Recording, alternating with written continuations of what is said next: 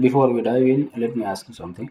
Have you ever watched a brand new stock hit the market and wondered, is this the opportunity of a lifetime or am I about to walk into trap?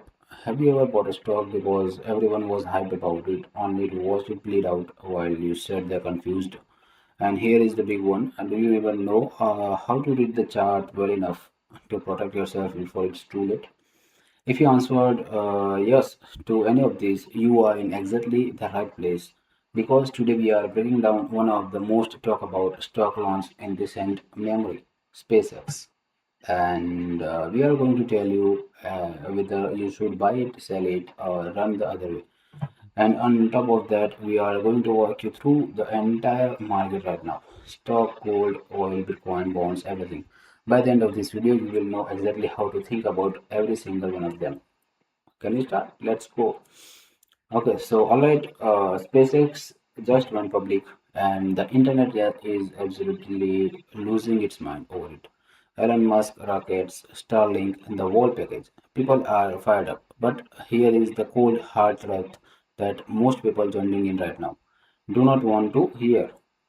Almost every analyst out there agrees the fundamentals valuation does not justify the price SpaceX is currently trading at. In fact, some analysts are saying it is trading at roughly double what its fundamentals actually support. Double. That means based on real earning, real revenue, real business metrics, the stock may be worth half of what people are paying for it right now. Now, before you panic or before you get excited, thinking you found a loophole, let me give you some context. We have seen this before. Tesla traded way beyond its fundamentals value for years. Amazon did the same thing. These are companies where people were not just buying the business, they were buying the belief, the story, the vision, and sometimes that belief carries a stock far higher than logic could ever allow. So the question is not just what is SpaceX worth on paper. The real question is what do people think it is worth? Because in the short term, the stock market is a voting machine, not a weighing machine. And the best tool we have to measure what people actually think is the chart. Here is the problem though. We only have one day of trading history on SpaceX right now. Just one day. So let me teach you a concept that will help you navigate the stock. And honestly, any stock you ever trade for the rest of your life, it is called front side versus back side. There are two sides of any stock chart. It is front side or back side. Picture this, a stock chart climbing. Every time it dips, the dip is higher than the last one. You can draw a rising line connecting those low points and the stock keeps pushing above it.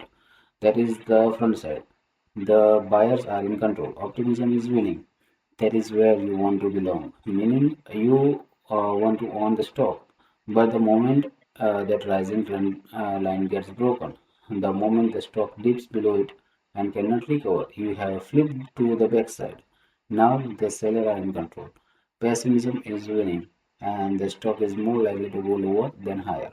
Right now, after just one day of trading, SpaceX is on the backside. That does not mean it stays there. Monday could change everything, but as of right now, the chart is telling us the sellers have the upper hand.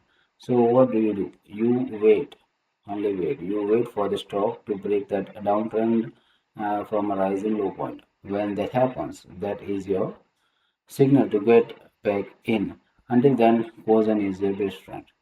Apply that concept, front side, back side, to every stock you ever look at. It will keep you out of the bad ones and help you ride the good ones all the way up. Now let's zoom out and look at the broader market because a lot of people right now are nervous. Valuation are high. There is talk of a crash. So let's cut through the noise. Starting with the S&P 500 in the short term, the upward trend line has been broken. So yes, on a short-term basis, we are on a backside. Sellers are currently in control, but and this is a big but when you pull back and look at the 3-year weekly chart, the long-term trend is still very much up. We are in an upward sloping channel. The issue is we are near the top of the channel, and when you are at top of the channel, the smart money starts taking profit. So a pullback is likely in the near term. It is not a screaming sell signal. It is a more way of hey, maybe pump the brake a little signal.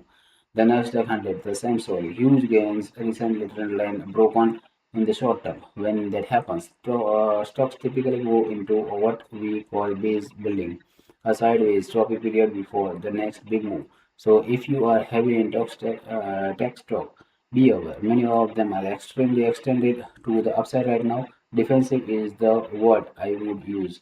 Now, here is something interesting. Small cap stocks are telling a different story. Small caps have been lagging behind large cap because interest rates have stayed elevated. Small companies are more sensitive to borrow cost.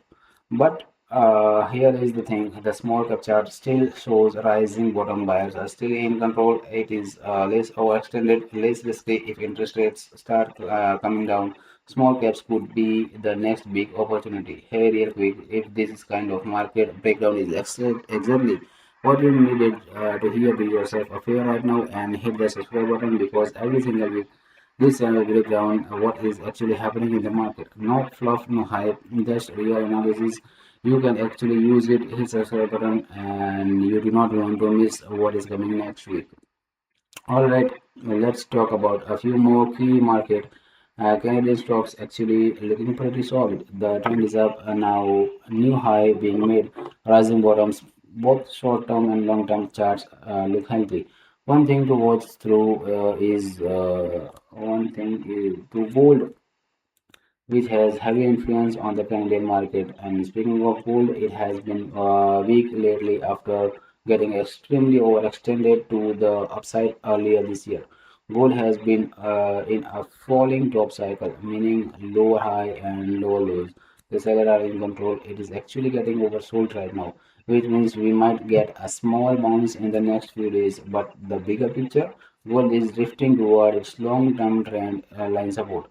A bounce there is possible, but I would not be rushing into buy gold or gold stock right now. Short term bearish, long term neutral. Watch it and wait. Oil, let's talk about oil. This one is fascinating because oil is basically a real-time political sentiment indicator. When oil prices fall, the market is saying it believes there will be some kind of resolution to the tension between the US, Iran, and Israel. And right now, oil has been building a pattern of falling tops. That means prices are likely to drift lower in the coming weeks. There will be volatility. Headlines news can move oil in minutes, but the trend is pointing down, which suggests the market sees some kind of diplomatic resolution slowly taking shape. The US dollar relatively stable right now, rising bottoms in short term. Buyers in control, nothing dramatic to support. Long term, it has been more or less sideways. Bitcoin. Let's talk about Bitcoin. This one hurts if you are a bull. Bitcoin is in clear downtrend. Falling tops, sellers in control, both short term and long term charts look weak. Trying to buy a Bitcoin right now is like trying to paddle a coupe upstream. You can do it, but why would you fight that current? And finally, bonds. Treasury bonds had a small spike higher recently. That is important because when bonds price go up, it usually means interest rates are expected to fall, and the falling interest rates are good for stock, especially those small cap stock we talk about. No major trend reversal yet in bonds, but there is a tiny bit of momentum building worth watching closely. Alright, here is a quick summary of everything. US large cap stock and Nasdaq neutral in the short term, still bullish long term. Small cap stocks and Canadian stocks bullish on both time frames. Reaching new high, gold short-term bearish, long-term neutral. Oil short-term bearish, which is actually surprising given how much volatility we have seen.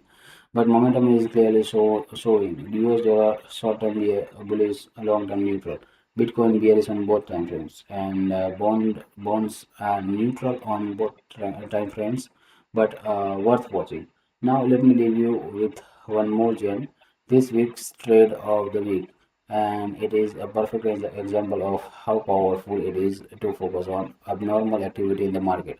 The stock is ticker CAS, and the concept here is simple but incredibly effective. Every morning, the market is filled with hundreds of stock doing absolutely nothing interesting. Most of them are just drifting, but every once in a while, a stock starts behaving differently. Volume spikes, price moves with an unusual energy. Something is happening and most people have no idea. On Friday morning, around 10:20 to 10:30, CS went from being a completely boring stock to suddenly lighting up.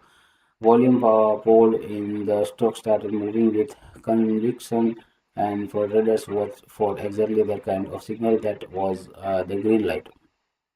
The stock pulled back slightly after the initial spike. That is normal. The pullback broke to the upside, another signal, and the stock came from around 90 cents all the way up to $1.85.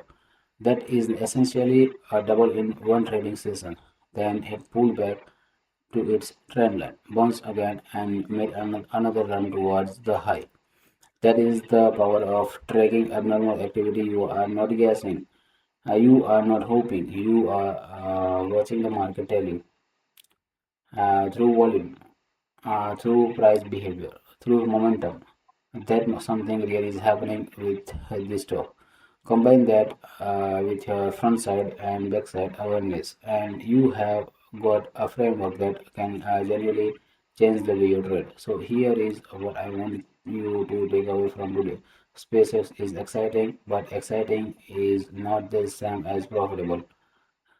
Wait for the chart to confirm a real trend before jumping in. The broader market is in a short-term pullback but a long-term uptrend.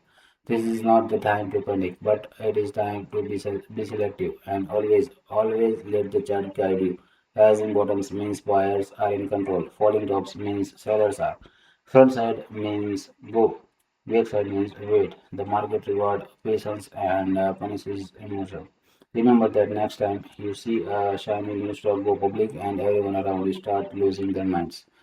See you there next week. Please do subscribe and like this video so this can reach to more and more people. Thank you so much.